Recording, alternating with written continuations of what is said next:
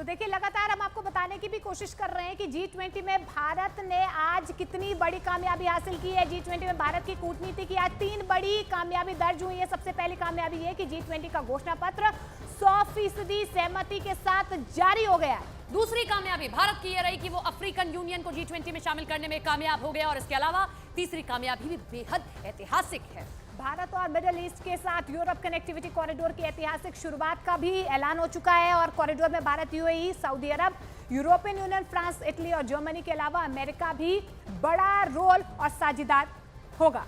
India middle east Europe connectivity corridor जल्द ही launch होगा। ये भारत की 3 बड़ी ग्लोबल कामयाबी हैं। ये भारत की ताकत और सफल कूटनीति को दिखाता है, दर्शाता है, बताता है। ये बताता है कि दुनिया के वर्ल्ड ऑर्डर में भारत का रोल अब कितना अहम हो गया है।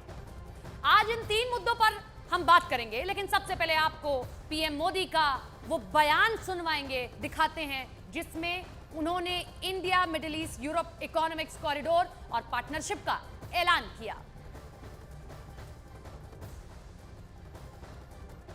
तो इकोनॉमिक कॉरिडोर से किस तरीके से कारोबार को आगे बढ़ावा मिलेगा, किस तरीके से संभावनाएं जो है, कनेक्टिविटी जो है वो ट्रेड के माध्यम से हो, टेक्नोलॉजी के माध्यम से हो, किस तरीके से आगे बढ़ेगी, अपने आप में ये कॉरिडोर की शुरुआत होने के बाद होगा। लेकिन 8 देश मिलकर इस कॉरिडोर को, इस कनेक्टिविटी को आगे बढ़ाएंगे। ये अपने आप में बहुत बड़ी उपलब्धि जो आज भारत की झोली में आई है। मेरे मित्र राष्ट्रपति बाइडेन के साथ इस इवेंट को को-चेयर करते हुए मुझे हार्दिक खुशी हो रही है। आज हम सब ने एक महत्वपूर्ण और ऐतिहासिक समझौता संपन्न होते हुए देखा है। आने वाले समय में यह भारत, पश्चिम एशिया और यूरोप के बीच इकोनॉमिक इंटीग्रेशन का प्रभावी माध्यम होगा। यह पूरे विश्व में कनेक्टिविटी और विकास को सस्टेनेबल दिशा प्रदान करेगा।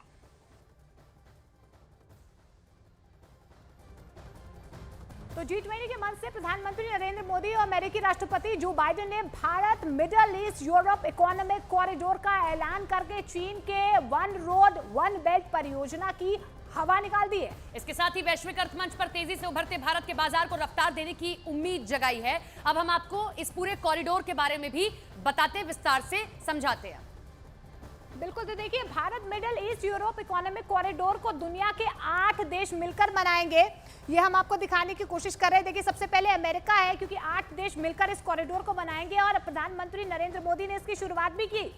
भारत से यूरोप तक का ये पूरा कॉरिडोर होने वाला है। पीएम मोदी जो बाइडेन के इस दाव से चीन में भूचाल ला सकते हैं। देखिए, चीन की सबसे बड़ी रणनीति होती है कि कैसे सभी देशों को वो जोड़ पाए। ऐसे में ये ग्राफ्स के जरिए हमने समझाया कि भारत को यूरोप से कैसे 8 देशों को मिलाकर जोड़ा जाएगा। लेकिन ये भारत मंडप की आप तस्वीर देख रहे हैं, जो गवाह बना कई ऐतिहासिक फैसलों का और भारतीय बढ़ते कद का। भारत कैसे अब बाकी देशों के साथ मिलकर साझेदारी कर रहा है। और ये जिस कॉरिडोर के हम जिक्र कर रहे हैं, ये अपने आप में एक बहुत खास कॉरिडोर है, जो इकोनॉमिकली भी कितना स्ट्रांग रहेगा और साथ ही साथ जो चीन की वन बेल्ट की जो परियोजना है, उसको भी एक बड़ा धक्का इससे लगेगा। क्योंकि चीन की सबसे बड़ी रणनीति यही रहती है कि बाकी देशों में किस तरीके से वो विस्तारवादी नीति को अपनाए। और G20 की बैठक की शुरुआत भारत के लिए बड़े ऐलान के साथ हुई है। और ये सब मुमकिन हुआ है प्रधानमंत्री नरेंद्र मोदी की कूटनीति की वजह से। तो 3 तस्वीर हम आपको दिखा रहे हैं। इकोनॉमिक कॉरिडोर का ऐलान, सबसे बड़ी राजनीतिक जीत है ये। दूसरी, साझा घोषणा पर सहमति कि किस तरीके से साझा घोषणा पत्र जो निकला, किसी कोई असहमत नहीं हुआ इस पर। और देखिए, अफ्रीकन यूनियन का आज सदस्य बनाया जाना G20 का अपने आप में बहुत बड़ी उपलब्धि है। जिस तरीके से बार बार कहा जा रहा था कि ग्लोबल साउथ की आवाज़ किस तरीके से प्रधानमंत्री नरेंद्र मोदी वक्त वक्त पर उठाते आए हैं, ऐसे में अफ्रीकन यूनियन को जब इंक्लूड किया गया, उस वक्त की तस्वीरें जब अफ्रीकन यूनियन के जो सदस्य, जो डेलीगेट आए हैं, उन्होंने किस तरीके से गर्मजोशी के साथ प्रधानमंत्री नरेंद्र मोदी के वो गले भी मिले हैं। तो ये 3 बड़ी उपलब्धियां जो आज दिन भर भारत के नाम रही हैं। तो भारत ने आज दुनिया के मंच पर तिरंगा फहरा दिया है। पड़ोसी चीन सख्ते में आ गया है। नई दिल्ली दरबार में आज 3 बड़े फैसले हुए। पहला, G20 अगले साल G21 हो जाएगा। प्रधानमंत्री नरेंद्र मोदी ने अफ्रीकी संघ को सदस्य के तौर पर एंट्री दिला दी है। इसकी चाहत चीन रखता था। दूसरा फैसला, भारत और मिडिल ईस्ट के साथ यूरोप कनेक्टिविटी कॉरिडोर की शुरुआत का ऐलान करना। और तीसरी कामयाबी ये कि G20 का घोषणा पत्र 100% सहमति के साथ जारी हो गया है। जिन्हें मोदी सरकार की कूटनीति पर तनिक भी शंका थी, अब उनके सामने तस्वीर साफ है कि पीएम मोदी अब सपने बेचते नहीं, उसे पूरा करते हैं। अफ्रीकी संघ की G20 में एंट्री इसका सबसे बड़ा ताजा सबूत है। अब जिस तरीके से G20 था, अब इसे G21 कहा जाएगा, लेकिन अपने आप में बहुत बड़ी कामयाबी, बहुत बड़ी उपलब्धि।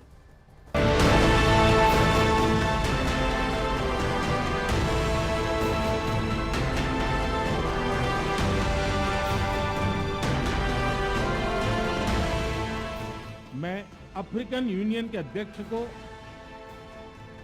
G20 के स्थायी सदस्य के रूप में अपना स्थान ग्रहण करने के लिए आमंत्रित करता हूं। मैं इस डिक्लेरेशन को एडॉप्ट करने की घोषणा करता हूं।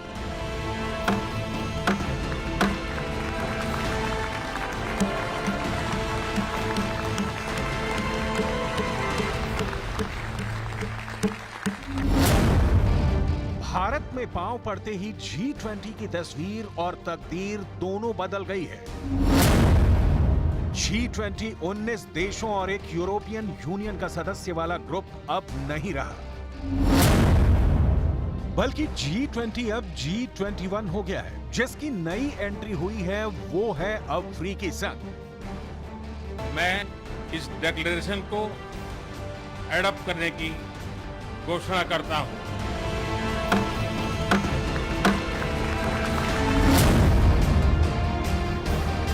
दृश्य देखिए, क्योंकि ये पल बहुत अविस्मरणीय है। ये लम्हे खास हैं, ऐतिहासिक हैं, चीन को चिढ़ाने वाले हैं, अफ्रीकी देशों की उम्मीद को जगाने वाले हैं। ये क्षण दुनिया की नई व्यवस्था के प्रारंभ का उद्घोष कर रहे हैं। प्रधानमंत्री नरेंद्र मोदी कोमोरोस के राष्ट्रपति अजाली असोमानी से गले मिल रहे हैं। दुनिया का शक्ति केंद्र कैसे शिफ्ट हो रहा है, इसकी पूरी डिटेल आपको दिखाएंगे, लेकिन सबसे पहले प्रधानमंत्री नरेंद्र मोदी को सुनिए। सबका साथ की भावना से ही भारत ने प्रस्ताव रखा था कि अफ्रीकन यूनियन को G20 की स्थायी सदस्यता दी जाए।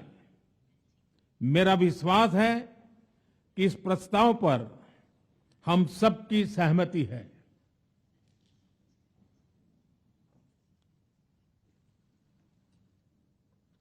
आप सबकी सहमति से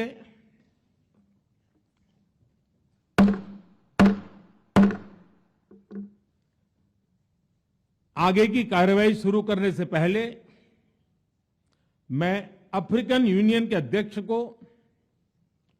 G20 के स्थायी सदस्य के रूप में अपना स्थान ग्रहण करने के लिए आमंत्रित करता हूं।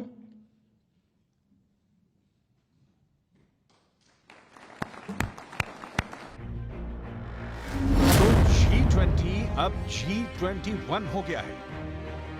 ये जीत है उस कूटनीति की जिसकी नींव प्रधानमंत्री नरेंद्र मोदी ने जून के महीने में रखी थी। ये जीत है भारत की उस ताकत की जिसकी गूंज अमेरिका से अफ्रीका तक सुनाई पड़ रही थी।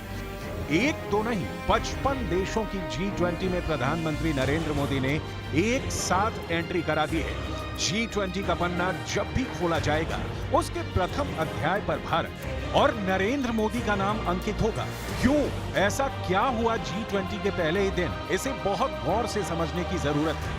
फहरिस्त लंबी है, लेकिन बहुत ध्यान से देखना होगा, क्योंकि ये देश सिर्फ कागज पर लिखी गिनती नहीं है। ये दुनिया की वर्तमान व्यवस्था में पिछड़ गए वो मुल्क हैं जिन्हें प्रधानमंत्री नरेंद्र मोदी ने नई रोशनी से नवाज दिया है।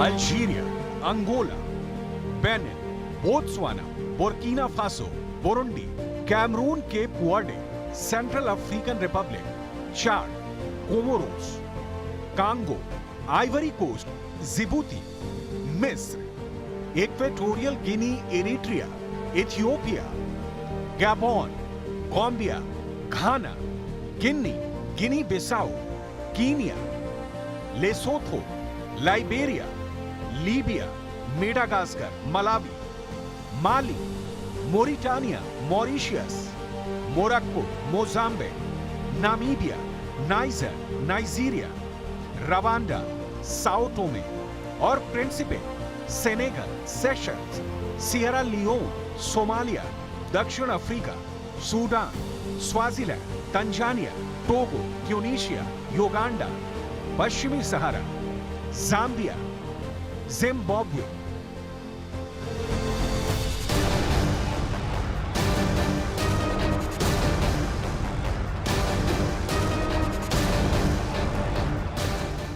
अफ्रीका के देशों की दयनीय हालत दुनिया को कचोटती है, लेकिन उसमें सुधार, प्रगति के पथ पर उनका विकास, उन देशों की करोड़ों जनता की आवाज दुनिया के बड़े मंचों पर अनसुनी रह जाती है। अफ्रीकी देशों के खजाने को लूटने की लालसा तो चीन की भी है, यूरोपीय देशों की भी है, लेकिन इन देशों को चांद पर जाती दुनिया से जोड़ने का जी किसी ने नहीं, बल्कि भारत के प्रधानमंत्री नरेंद्र मोदी ने दिखाया।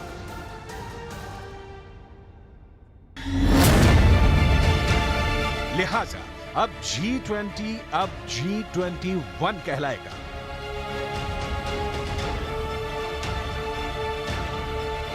दिल्ली दरबार में सजी दिग्गजों की मीटिंग में अफ्रीकन यूनियन को G20 में स्थायी सदस्य के रूप में शामिल किया जा चुका है।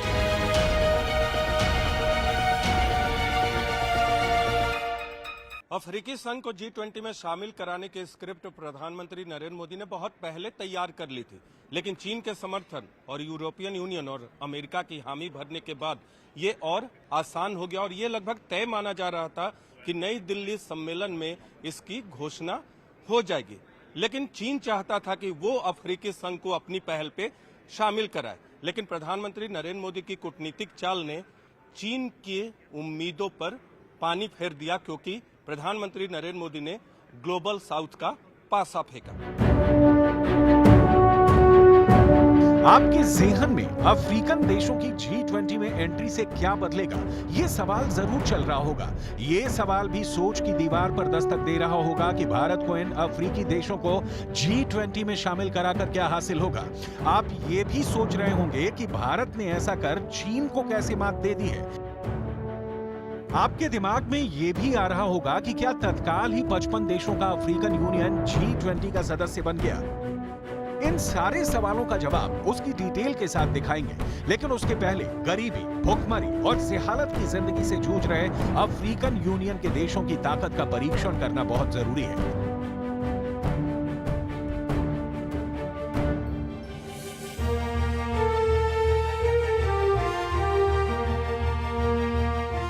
अफ्रीका से भारत के रिश्ते किसी खास तारीख से शुरू नहीं होते, बल्कि 100 साल से ज्यादा से भारत की संस्कृति अफ्रीकन यूनियन के देशों की गलियों में अपनी सुगंध बिखेरती रही है।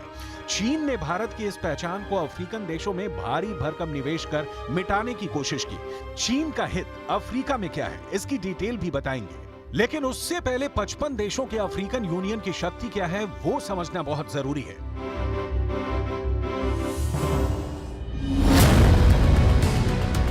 इन देशों में 1.3 अरब जनसंख्या निवास करती है। 2050 तक इस जनसंख्या के दोगुनी होने का अनुमान है। अफ्रीकी यूनियन के सदस्यों के पास सामूहिक रूप से करीब 2.26 खरब डॉलर की जीडीपी है। इस वजह से यह संघ दुनिया की 11वीं सबसे बड़ी अर्थव्यवस्था के रूप में जाना जाता है। ये जनसंख्या बड़ा बाजार बनाती है और इस बाजार की धमक पूरी दुनिया को अपनी ओर निवेश की ओर खींचती है। एक बहुत छोटे उदाहरण से समझिए कि अफ्रीकन देशों के पास क्या है जिसमें पूरी दुनिया को हिस्सा चाहिए। कांगो। अफ्रीकी देश कांगो में ही दुनिया के कुल कोबाल्ट का आधा हिस्सा मौजूद है। लिथियम आयन की बैटरियों में कोबाल्ट बेहद जरूरी तत्व है। जब दुनिया में इलेक्ट्रिक वाहनों पर निर्भरता लगातार बढ़ रही है तो अफ्रीकी देश बेहद अहम हो जाते हैं। यही वजह है कि दुनिया के बड़े देश लगातार अफ्रीका में निवेश कर अपनी पकड़ बनाने की कोशिश कर रहे हैं। चीन अफ्रीका का सबसे बड़ा व्यापारिक साझेदार है, तो रूस अफ्रीका का सबसे बड़ा हथियार निर्यातक है। खाड़ी देश अफ्रीका में सबसे बड़े निवेशक हैं, तो तुर्की का सबसे बड़ा सैन्य अड्डा सोमालिया में है। इजरायल और ईरान भी अफ्रीका में अपनी पहुंच बढ़ा रहे हैं। अफ्रीका विकास की तेज दौड़ में बहुत पीछे रह गया है। इसका बहुत सीधा सा और साधारण जवाब यह है कि अफ्रीका का अंतर्राष्ट्रीय संबंध यूरोप पर केंद्रित रहा है। लिहाजा यूरोप और अमेरिका अभी भी इन देशों को अपने ऊपर निर्भर देखना चाहते हैं। यही हाल चीन का है। चीन अफ्रीकी देशों में अपने कारोबारी लक्ष्यों के लिए है। वहां के एनर्जी स्रोतों पर चीन की नजर है। चीन की ख्वाहिश है कि ग्लोबलाइजेशन के जो फायदे अफ्रीका मुहैया करा सकता है, उसका इस्तेमाल अपने हक में करे। चीन ब्रिक्स सम्मेलन से पहले और इसके बाद भी ये कहता रहा है कि चूंकि वो अफ्रीका में सबसे ज्यादा निवेश करता रहा है, इसलिए उसका सबसे अच्छा दोस्त है। लिहाजा अफ्रीकी संघ को G20 में लाने का श्रेय उसे मिले। लेकिन दिल्ली की तबीयत रही है कि यहाँ जो भी आता है, ये जमीन उसे जज्ब कर लेती है, अपना लेती है। प्रधानमंत्री नरेंद्र मोदी और अफ्रीकी संघ के नेता को गले मिलते